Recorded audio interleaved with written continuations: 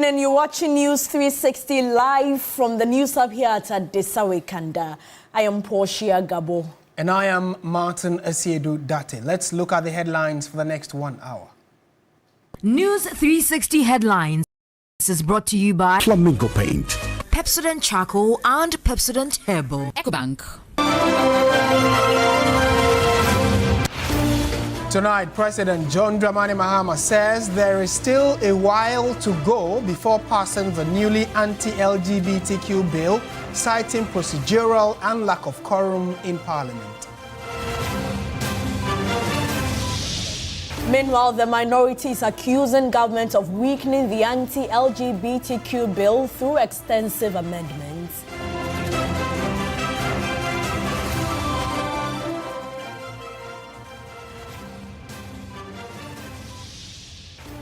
And also coming up, Foreign Affairs Minister says Ghana's second batch of evacuees ready to depart South Africa pending the landing permit approval from South African authorities.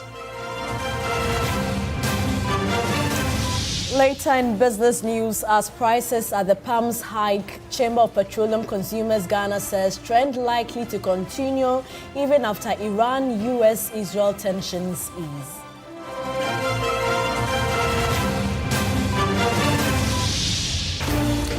On the international front, Nigerian politician Peter Obi to run for president again in January after winning his party's nomination.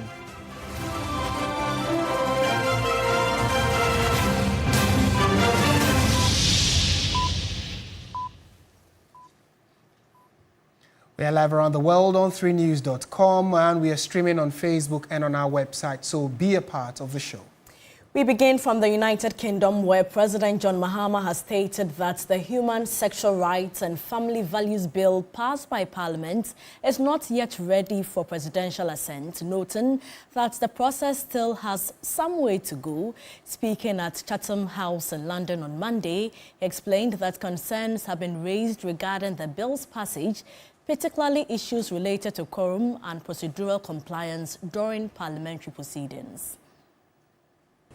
Parliament has been considering it, and it was supposed to have been passed last week. There have been a few issues raised. One, that there wasn't quorum when it was passed. That's an issue that has come up. And then two, there were some procedural lapses in terms of its passage. I just got some communication that the Speaker was reading a statement to address the issue of the lapses in the passage of the bill. And so, like I said when I was the opposition leader, the President has a number of options in this matter. It must come for assent, and so once the President gets it, you go through it because you are not part of the discussion in Parliament. And so the legal representative, the legal counsel in the Presidency and the Attorney General would sit on it because it was a private member's motion. Right. This was not a government bill. And so we'll look at it and make sure that everything is in order before the President is advised to assent. The President has another option if there are some things that he thinks are a problem. He can refer to the Council of State for advice. The Council of State is an advisory body to the President, and so they'll take a look at it, and then they will advise the President. And if there are issues, substantial issues that are raised, the President would return the bill to Parliament, indicating exactly what the issues are. And so there's still quite a while to go before that bill becomes law. Thank you. In a related development, the Speaker of Parliament, Alban Bagbin, says he was surprised at the speed by which the Human Sexual Rights and Family Values Bill was passed by Parliament. He has, as a result, summoned the two leaders of the House to explain matters to him, insisting such a critical bill must be passed by consensus.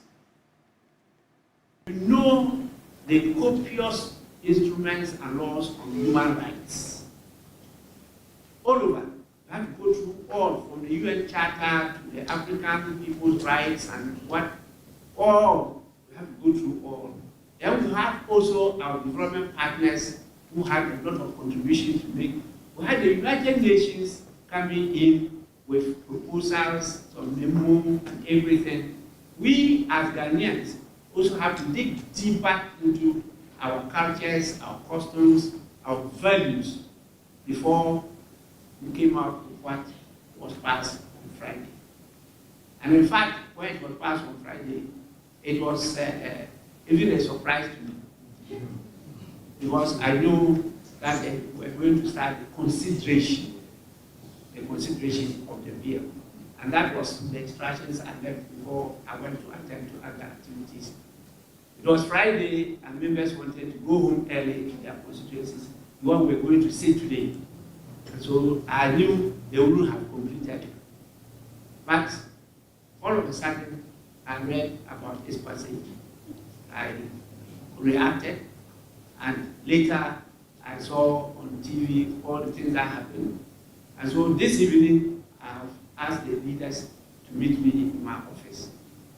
So they will be here for us to go through it. This is such a critical bill that we believe there must be consensus. But it's not about passing bill. It's about implementing it and making sure that it benefits.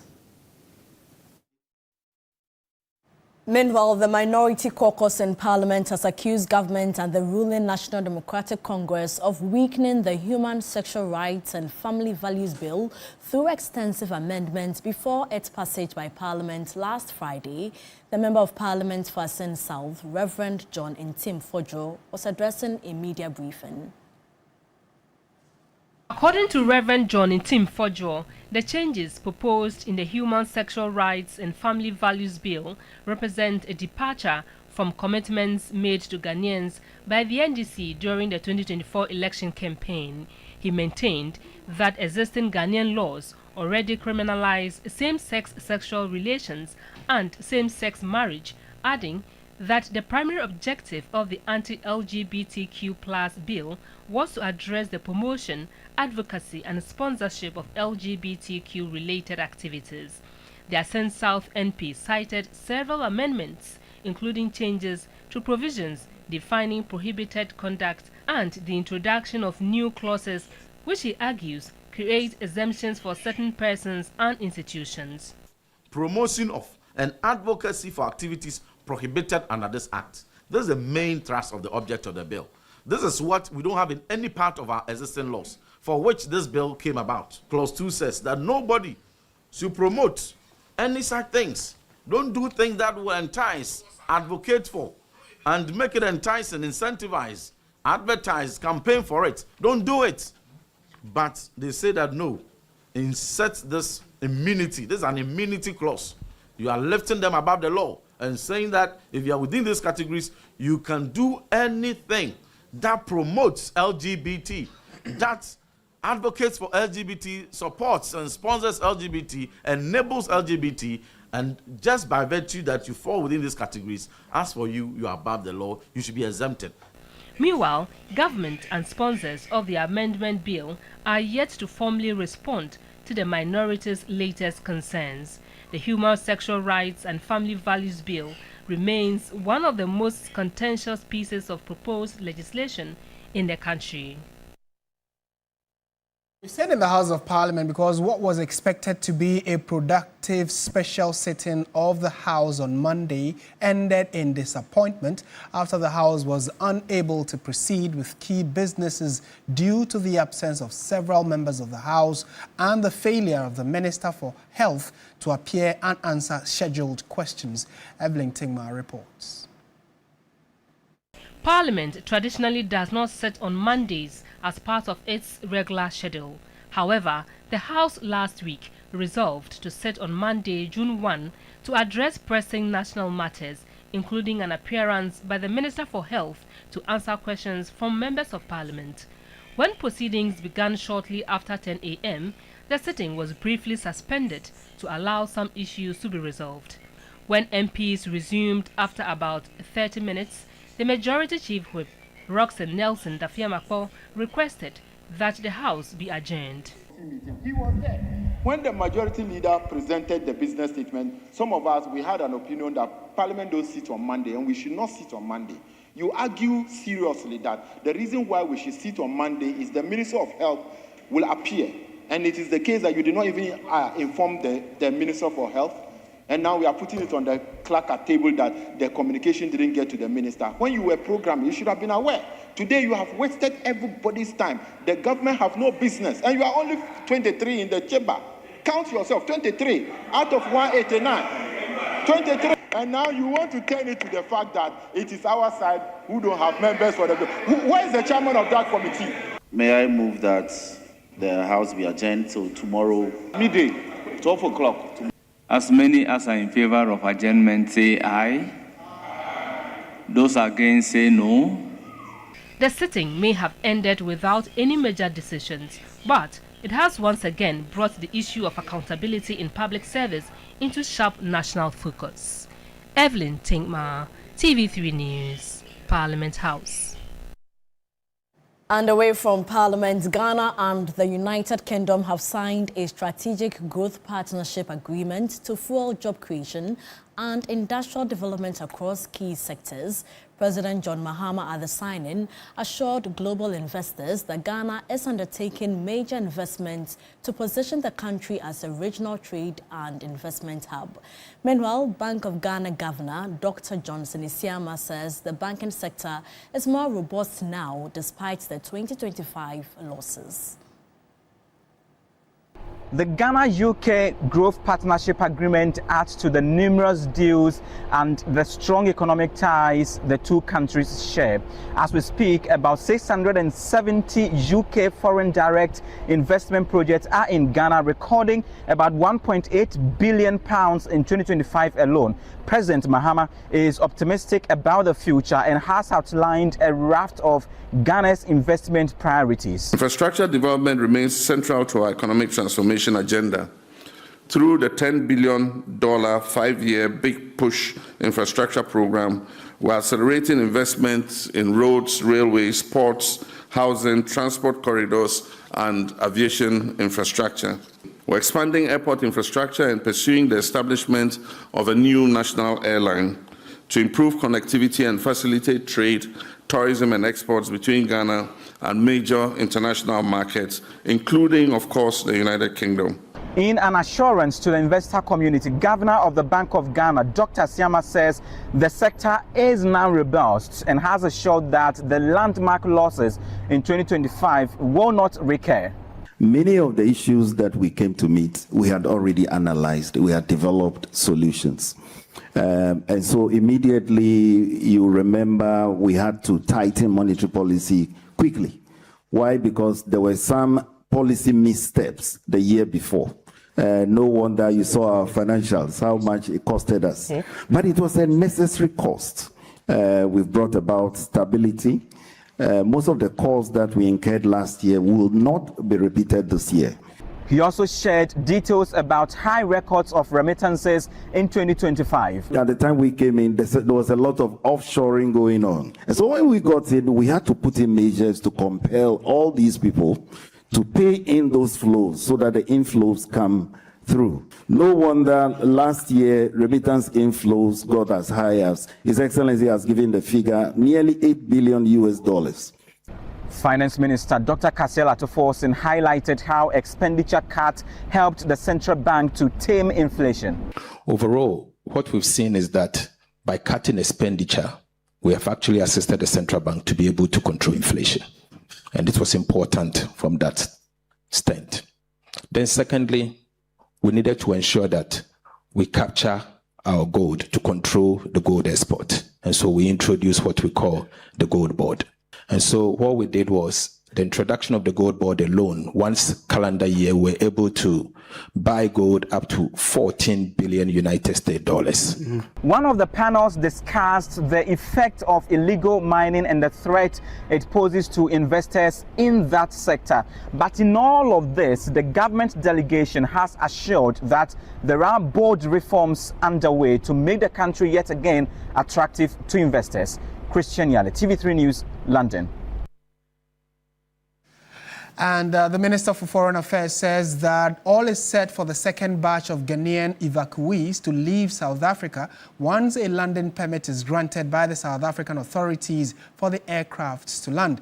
According to the Minister Samuel Okudzeto, the numbers have risen to almost 900 Ghanaians seeking to flee the unsafe streets of South Africa. Ghana's efforts to evacuate its citizens from South Africa have been delayed after South African authorities failed to grant landing permits for the 2 aircraft expected to transport stranded Ghanaian nationals out of the country. Foreign Affairs Minister Samuel Okudzeto says although the number of voluntary evacuees has increased from the original 300, no effort will be spared in repatriating every Ghanaian willing to leave South Africa.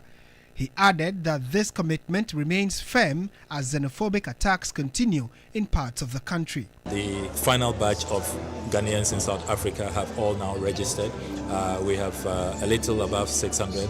Earlier, those who wrote their names was in the region of 800, but it's clear that we'll have to go beyond that. We now are exceeding 900, but thanks to the compassionate leadership of His Excellency John Dramani Mahama, he has said that all Ghanaians in harm's way, in distress, who are being harassed, being dehumanized, we should not leave anyone behind. So I can assure you that all is set for the next batch to arrive. We're just waiting for the South African authorities to finalize our request for the flight permits so that our chartered jets can move in. He further debunked assertions by South African authorities that the majority of Ghanaians who were repatriated were illegal immigrants. What is beautiful about the registration we are doing is that we do it in collaboration with the Department of Home Affairs, the South African authorities, who are there at our High Commission to check for people who they are looking for in their database, people who are wanted, suspected criminals. And so far, not a single Ghanaian is of interest to the South African authorities. So again, this claim by some propagandists, those who seek to tarnish the image of Ghana that our citizens were lawbreakers, the evidence does not support it. So clearly Ghana is not responsible for any high crime rates or any, avalanche of illegality going on in South Africa. The Ministry of Foreign Affairs has cautioned citizens against non-essential travel, noting that the growing violence in South Africa is being closely monitored, with updates to be provided as the situation evolves. Martin Asiedudate for TV3 News.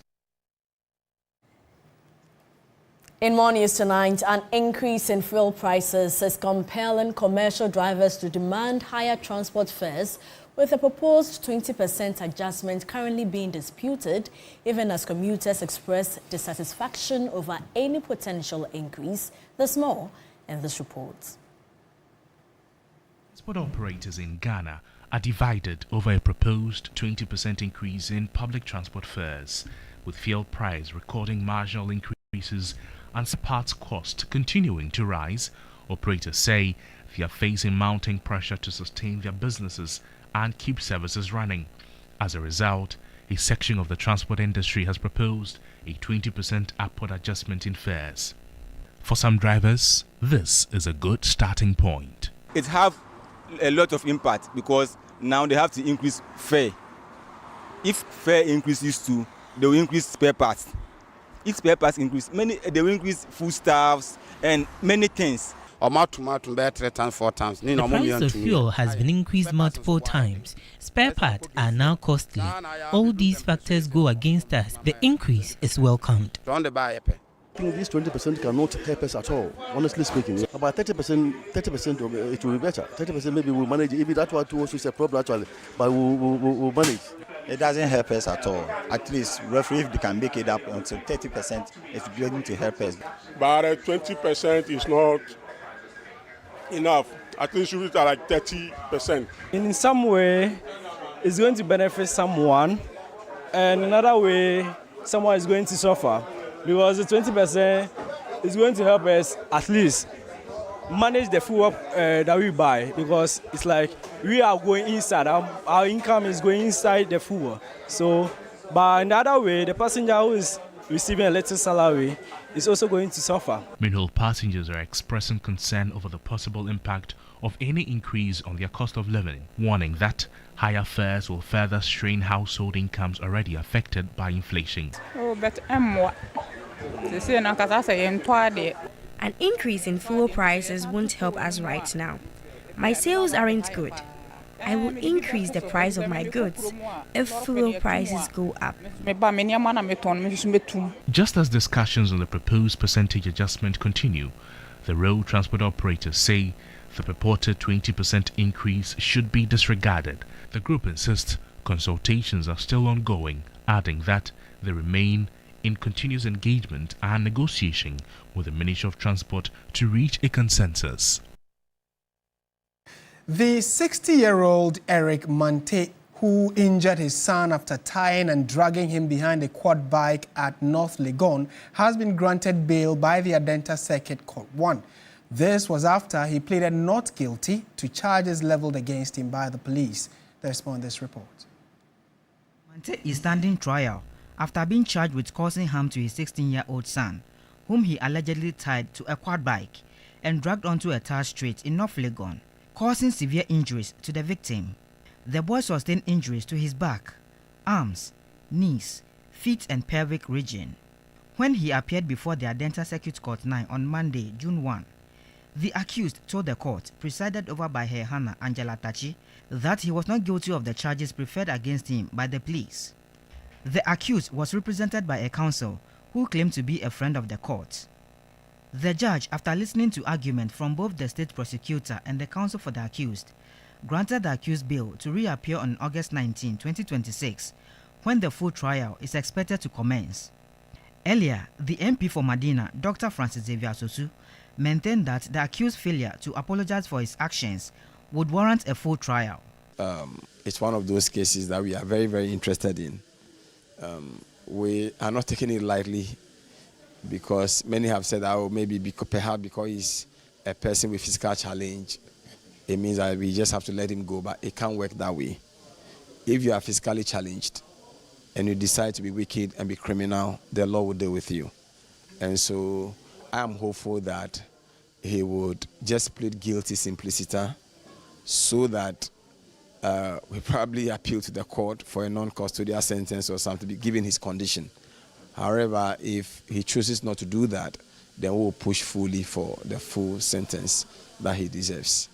The accused, after being granted bail, returned home to live with the son, the survivor he is alleged to have abused. Meanwhile, the 16-year-old survivor is recovering from the traumatic experience he was subjected to. Stanley Niblo, TV3 News, Accra. In more news tonight, theological reflections and national development took center stage as the Theological Education and Mission Center of the University of Gold Coast hosted the maiden edition of its Bible Breakfast Club. The event brought together the clergy, academics and professionals to discuss the relevance of Bible principles in leadership, governance and everyday life. In edition of the Bible Breakfast Club, Christians were challenged to confront what speakers described as a growing crisis of weak discipleship, commercialized spirituality, prophetic excesses, and political manipulation within the church. The Chancellor of the University of Gold Coast, Bishop Gideon Titiofe, admonished Ghanaian churches to protect the integrity of the gospel and remain faithful to its core values. The keynote speaker at the event, Most Reverend Professor Johnson Kwabna Samuajedu, highlighted the need for stronger accountability in charismatic and prophetic ministries, as well as improved governance within the church. I think that Bishop Titiofe and his team have done very well in bringing us to this forum where we discuss how our hyper religious activity in this country, especially those who provide prophetic influence, as it were, help to guide Christian discourse in this country to make sure that the positive aspect of the gifts that God has given us are brought to bear on the developmental agenda. For Apostle James Niamponsa, prophecy must not be taken lightly by religious leaders or politicians. Let's situate our prophecies within the context of the scripture. But the situation where we want to scare people, put fear into them, threaten them more or less, make them to panic and become jittery and afraid, instead of having faith in Jesus and faith in the Word of God, I think that such practices must be brought to an end. Organizers say the initiative forms part of effort to foster dialogue on issues affecting both the church and society. Cowbell Milk, a product from Promasidor Ghana Limited, has marked this year's World Milk Day with pupils from some selected basic schools in the Greater Kumasi area. The highlight of the occasion was to promote the importance of milk consumption among children. The beneficiary schools included T.I. Ahmadiyya Basic School B, Afaus Lovely Schools, and Best Brain Academy. World Milk Day is observed annually on June 1. The day highlights the importance of milk intake, especially among children. Branch Executive of Cowbell Milk, Linda Ekuapenin, encouraged parents and guardians to include milk in the diets of their children. She noted that cowbell milk contains vital nutrients that support healthy growth and development. We want to see students eating well and having the best nutrition, and taking cowbell milk contains all the vitamins they need, like the vitamins A, which is good for their eyesight, vitamin B, C, D, everything else. The unique blend will be found in cowbell Vita-Rich as well. Today we are blending it with Twisco. Like Twisco is our energy drink that we are mixing it with cowbell milk for them to also enjoy. A nurse officer at Asafubuache Specialist Hospital, Eric Osei Asenso, advised breastfeeding mothers to breastfeed their babies during the recommended period. Milk is an essential part of any kid's life. As parents, it is very important that we do our best to serve them with sufficient milk, if possible daily. Once they're able to eat enough, we'll be able to get them to receive all the essential nutrients that will help them receive a balanced weight and a height, and even optimal growth and development.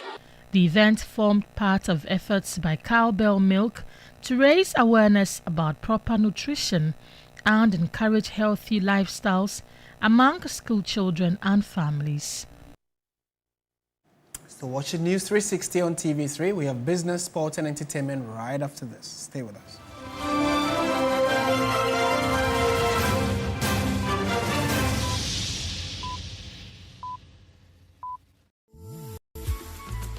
I love President Charcoal.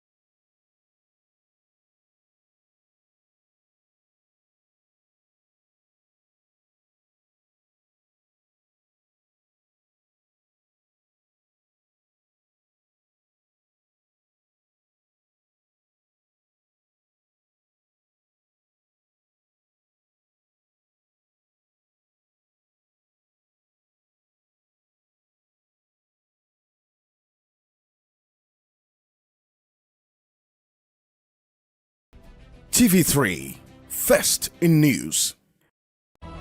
Ghana's Most Beautiful is 20 years, and to kickstart the special anniversary season, you are warmly invited to an exclusive royal ball and fundraiser for a legacy project. An evening shared with our cherished partners, distinguished past queens, and the remarkable individuals who have shaped this journey over the years. Join us at 8 p.m. sharp on the 6th of June at the Adisa Pavilion within the prestigious Labadi Beach Hotel.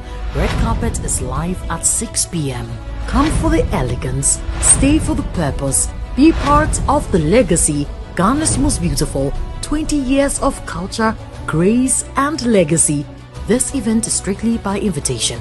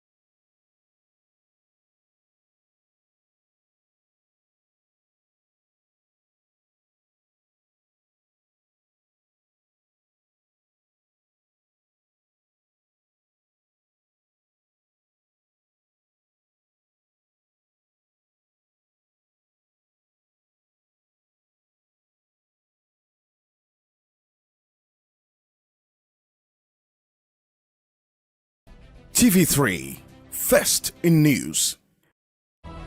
Ghana's Most Beautiful is 20 years, and to kickstart the special anniversary season, you are warmly invited to an exclusive royal ball and fundraiser for a legacy project. An evening shared with our cherished partners, distinguished past queens, and the remarkable individuals who have shaped this journey over the years. Join us at 8 p.m. sharp on the 6th of June at the Adisa Pavilion within the prestigious Labadi Beach Hotel. Red carpet is live at 6 p.m. Come for the elegance, stay for the purpose, be part of the legacy. Ghana's Most Beautiful, 20 years of culture, grace and legacy. This event is strictly by invitation.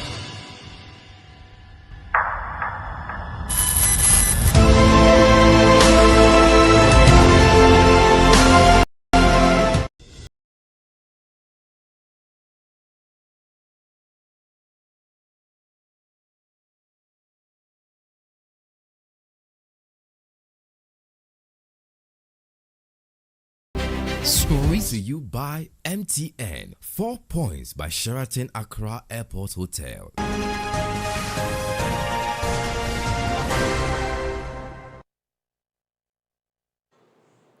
Hello there, good evening and welcome to the business segment here on News 360. I am Michael Obodu. Now, consumers hoping for rapid relief at the local pumps following a potential de-escalation of geopolitical tensions between Iran and Israel-US are likely to be disappointed. The Chamber of Petroleum Consumers Ghana, COPEC, has warned that the current upward trajectory of domestic fuel prices is poised to persist regardless of shifting dynamics in the Middle East as global supply chains have been disrupted. Oil prices have spiked significantly on the international market since the Middle East tensions began. The Executive Secretary of COPEC, Duncan Amwa, explained that while local fuel pricing windows are heavily influenced by international market premiums, the broader issue has shifted toward systemic logistical bottlenecks and fractured global distribution networks. In the event that you even have crude coming in because the Strait of Hormuz, there's a cessation in hostility on the straits, chances of, the world stock levels getting back to the February 28 era is not going to be immediate. It could take 3 months in the minimum. Amid a volatile domestic energy market driven by currency fluctuations and continuous regulatory price adjustments, Senior Fellow at Africa Policy Lens, Dr. Eric Boakye-Yadom, has urged government to urgently prioritize the total restoration of the Tema Oil Refinery toll. If we're able to get toll to work on a full scale, that minimizes our dependence on importing this fuel. It means that we absorb a greater part of the challenges, and we wouldn't have to change so much to BDCs to import this fuel. President of the Ghana National Chamber of Commerce and Industry, Stefan Abbas Miezan, has issued an urgent appeal to the government to roll out targeted policy interventions to cushion local businesses from the devastating impact of soaring fuel prices. We need to look at tax incentives, looking at all these things that are happening. All the costs cannot be passed on onto the consumer. So the government needs to take up certain actions that would mean that it's absorbing some of these costs. Other than that, life becomes very unbearable for the consumer. Government of Ghana experienced its second consecutive week of undersubscription on the domestic market on May 29, 2026, failing to meet its short-term funding target as investor appetite remained muted. Seeking to borrow 5.892 billion cedis through its standard 3-tenor treasury bill auction, government received total bids of 4.916 billion cedis from investors. Of the offered amount, the state accepted 4.866 billion cedis. This follows a rare undersubscription the previous week on May 22, 2026, where government fell short of its 4.486 billion cedis target by 264.86 million cedis. At 5.90% deficit, the consecutive measures signal a tightening environment for the state's short-term domestic borrowing needs. For the 91-day bill, investors offered 3.36 billion cedis, with government taking 3.362 billion cedis at a yield of 4.99%. The 182-day bill received bids amounting to 749.67 million cedis, while government accepted 705.65 million cedis at an interest rate of 4.04%. The 356-day bill got 797.98 million cedis in bids, and government took 797.98 million cedis at a yield of 10.45%, while investors offered a subscription rate of 83.45%, leaving a 16.55% deficit. Government chose to drop some bids, predominantly in the 182-day tenor. This resulted in a final funding shortfall of 1.025 billion cedis, meaning government successfully secured only 82.60% of its intended target, a 17.40% undersubscription. And that'll be all for the business segment here on News360. I am Michael Obodu. We'll bring you updates now from the currency and the commodities market.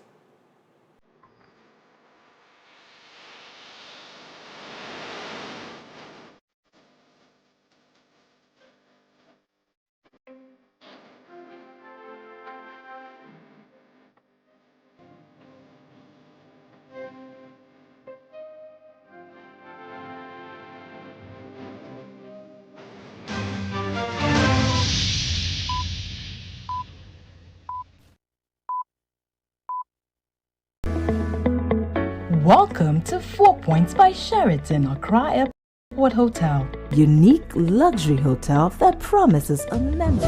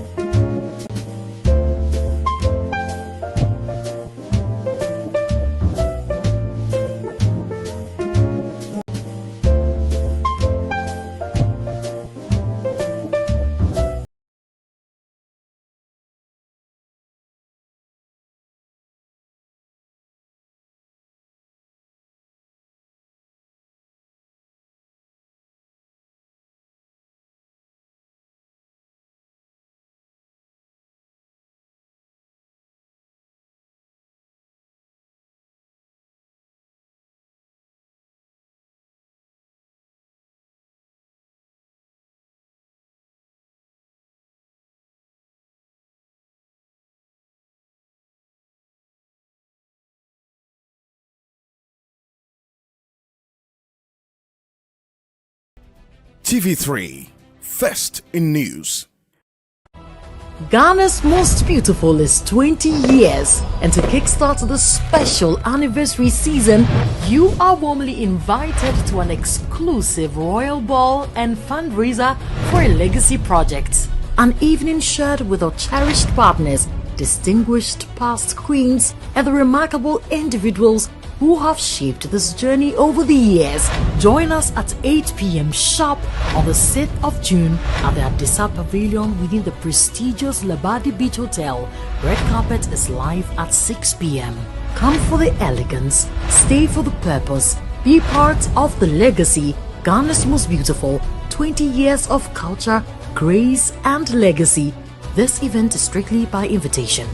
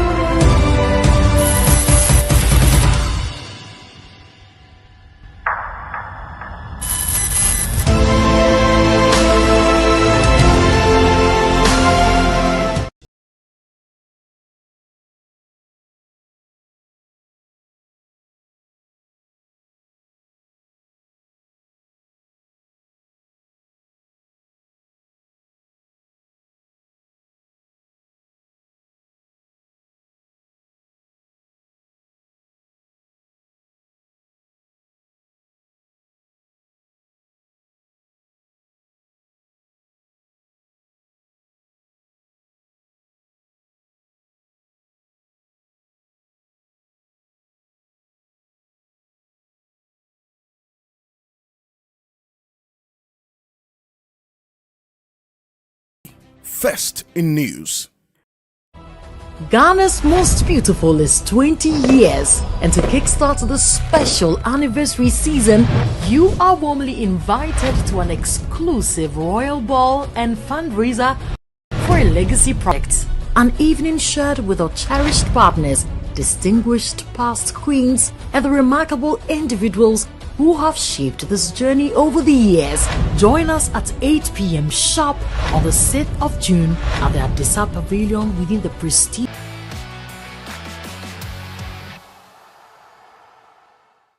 Hello, good evening, and welcome to the sports segment here on News 360 with me, Oreku Ampofo.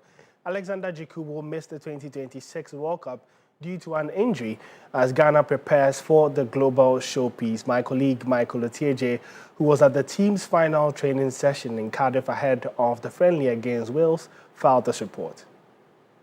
The Black Stars warming up, about to begin training here in the Cardiff Stadium. On Tuesday night, they will be playing against Wales in Carlos Queiroz's first game as the head coach of the senior national team, the Black Stars.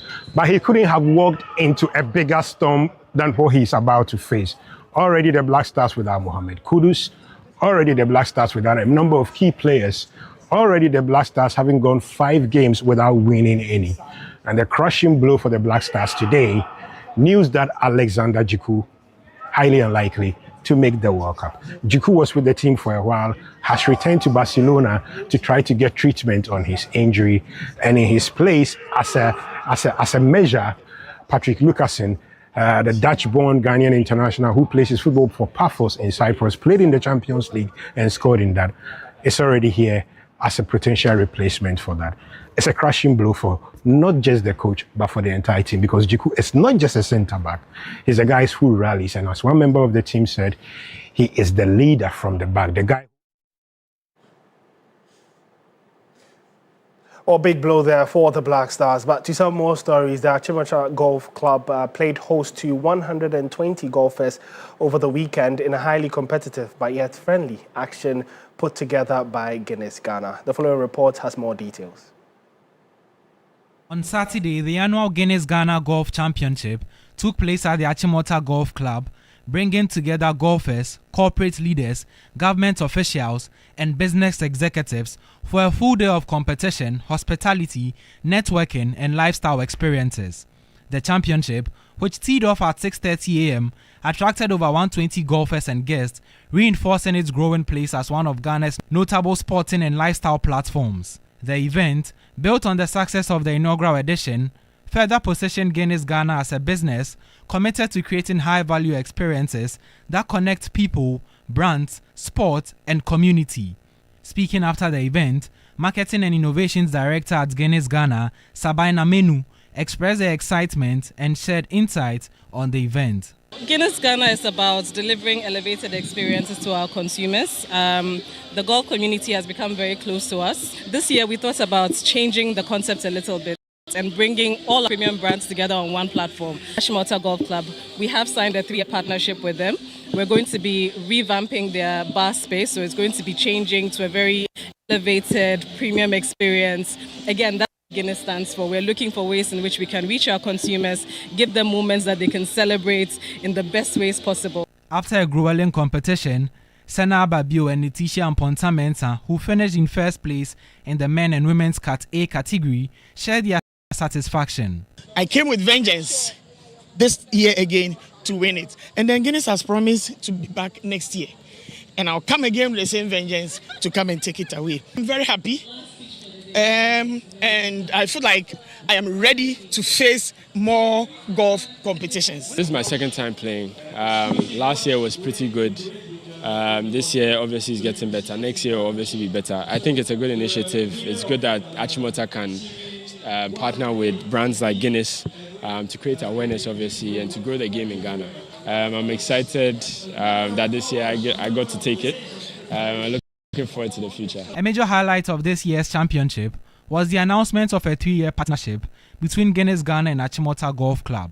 Under the partnership, Guinness Ghana will support the club's monthly medal competitions and help elevate the clubhouse experience through improved refreshment, hospitality, and brand visibility. Before we go, Samsung Ghana has launched its latest 2026 Vision AI Mini LED TV lineup, introducing advanced artificial intelligence with features and a dedicated football viewing experience. The launch forms part of the company's nationwide Watch It on Samsung campaign ahead of the 2026 FIFA World Cup. Samsung Ghana has officially unveiled its all-new 2026 Vision AI Mini LED TV lineup, launching a nationwide football season campaign dubbed Watch It on Samsung. The premium television series was introduced at a colorful event held at the Tribeca restaurant in Accra and is designed to transform how sports fans and entertainment lovers experience content from the comfort of their homes. The launch comes ahead of a major global sporting event, including the FIFA World Cup 2026, with Samsung positioning the new lineup as the ultimate viewing companion for football enthusiasts. Today is a very good day for Samsung as we launch our new Vision AI Mini LED TV. It's not just a launch of a TV, but we want to show people how technology can connect them and also help them to experience the moments that matter. A standout feature of the new television is the dedicated football mode, which automatically enhances picture colors, smoothly tracks fast-moving action, and delivers immersive stadium-like sound to create a matchday atmosphere at home. Also coming with a very special feature called football mode, because you know in Ghana there are so few moments that bring people together like football. Football is everything, the passion, the excitement. Even after the whistle is blown, long after that, the excitement still remains.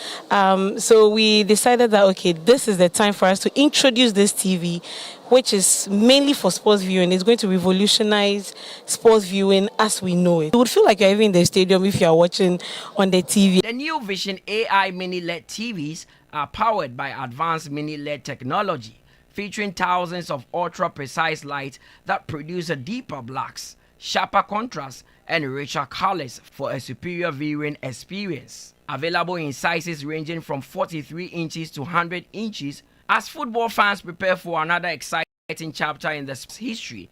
Samsung Ghana believes the future of watching football is no longer confined to the stadium. With Vision AI and mini-LED technology, the company is bringing the excitement, atmosphere, and emotion of the game directly into Ghanaian homes. For Samsung, it is more than watching television. It is about experiencing every moment. Well, that's how we wrap up the sports segment here on News 360.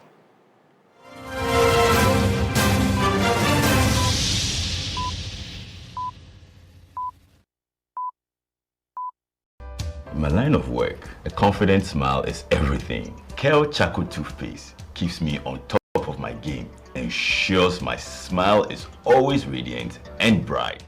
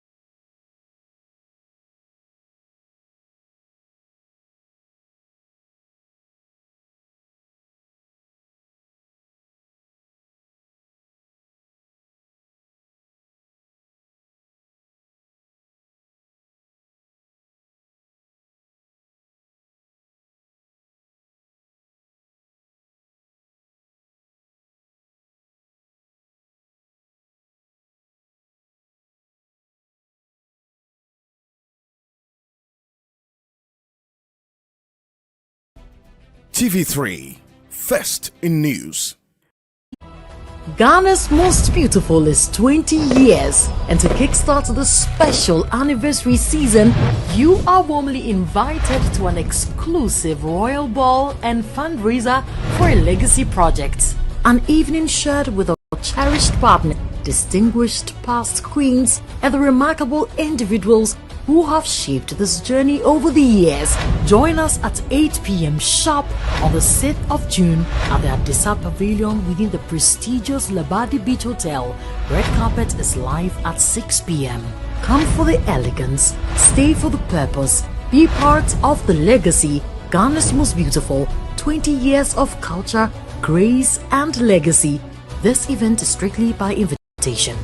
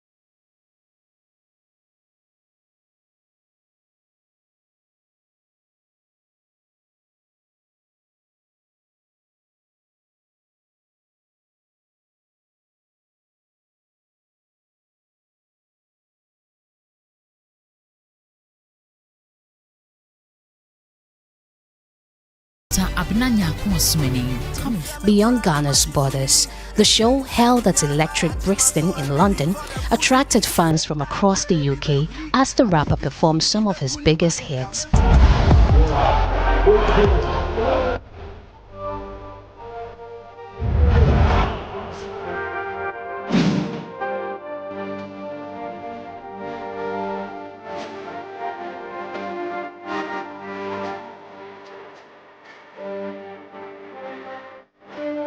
Several other Ghanaian entertainment figures, including Sarkodie, Bolare, Shatawale, Kwame Nayimpi, Kidi, Osekrum Sikini, and OG Brothers were present to celebrate the milestone. In a message shared after the event, Kweku Smoke described the concert as a dream come true and expressed gratitude to fans for the unwavering support throughout his journey.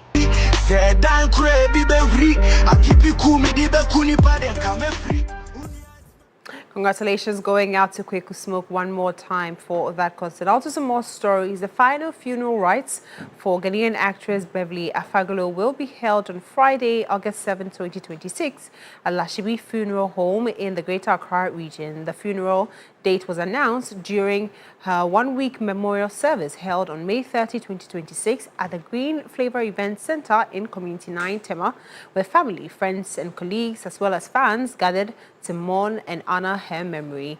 The actress passed away on May 24, 2026 after a 2-year battle with cancer. She was celebrated for her roles in films such as Return of Beyonce, Crime to Christ, and Girls' Connection, among many others. And may her soul continue to rest in peace. And that's it for the entertainment news segment here on News 360. My name is Noella Donko.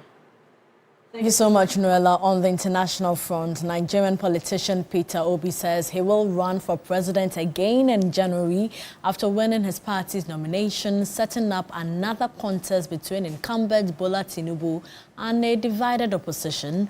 Obi was declared winner of the Nigeria Democratic Congress primary on Sunday, less than a month after quitting an alliance that had tried to set up a single opposition challenger. The acceptance from Obi, who came third in the last election after galvanizing young voters, hit hopes among some opposition backers that he might return to the coalition. Thank you so much for watching News 360. It came to you from our studio at Adesawe Kanda in Accra. I am Martin Asiedu-Dati. And I am Portia Gabodu. Join Alfredo Cancer at 10 p.m. for Ghana Tonight. Good evening.